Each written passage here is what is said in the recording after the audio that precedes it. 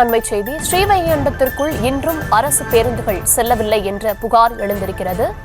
விவரங்களை தர இருக்கிறார் செய்தியாளர் செந்தில். விவரங்களை வழங்கலாம். அதாவது திருநெல்வேலியில் இருந்து திருச்செந்தூர், உடங்குடி, கிருஷ்ணகிரி, அதேமாதிரி ஆத்தூர், காய்பட்டினம் உட்பட பல்வேறு பகுதியிலிருந்து தினந்தோறும் தனியார் பேருந்துகள் மற்றும் அரசு பேருந்துகள் என 100க்கும் மேற்பட்ட பேருந்துகள் இயக்கப்பட்டு வருகிறது. இந்த பேருந்து கடந்த சில மாதங்களாக திருச்செந்தூர் உட்பட்ட அனைத்து பகுதிகளிலும் இருந்து வரும் பேருந்துகள் ஸ்ரீவைகுண்டம் ஊருக்குள் செல்லாம அந்த பயணிகளை வெளியில் உள்ள புதுக்குடி மெயின் ரோட்டில் இறக்கிவிட்டு செல்வதாக தொடர்ந்து குற்றச்சாட்டுகள் எழுந்து வந்தது.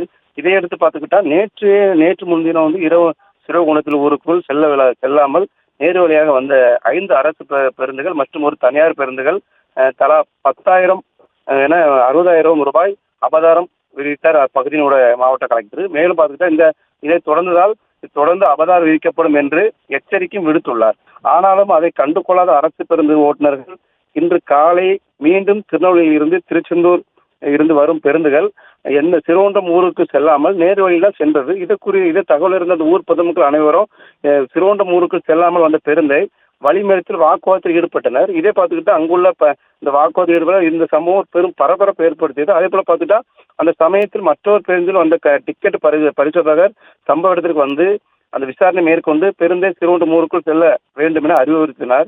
அதன்படி பார்த்துட்டா அதுக்கப்புறம் அந்த பேருந்து ஊருக்குள் சென்றது. அதற்கு தொடர்ந்து வந்த ஸ்ரீவைகுண்டம் பணிமனை பேருந்து ஸ்ரீவைகுண்டம் ஊருக்குள் செல்லாமல் நேரு வழி சென்ற முயன்றது.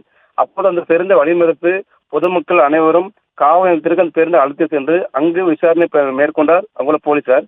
இந்த விசாரணை மேற்கொண்ட போது இதை குறித்து மாவட்ட ஆட்சியாளர் தொடர்ந்து அபதாரம் விதித்து தக்க நடவடிக்கை என எடுக்கப்படும் என அறிவித்துள்ளார்.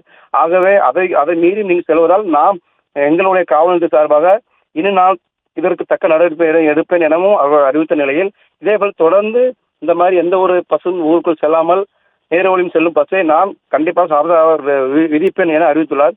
அதேபோல பார்த்துக்கிட்டா கடந்த 2 மாதங்களுக்கு முன்பு தனியாக இது குறித்து ஒரு ஆலோசனை கூட்டம் நடத்தி தனியார் பேருந்துகள் மற்றும் அரசு பேருந்துகள் அனைத்து பேருந்துகளும் ஊருக்குள் செல்ல வேண்டும் என மாவட்ட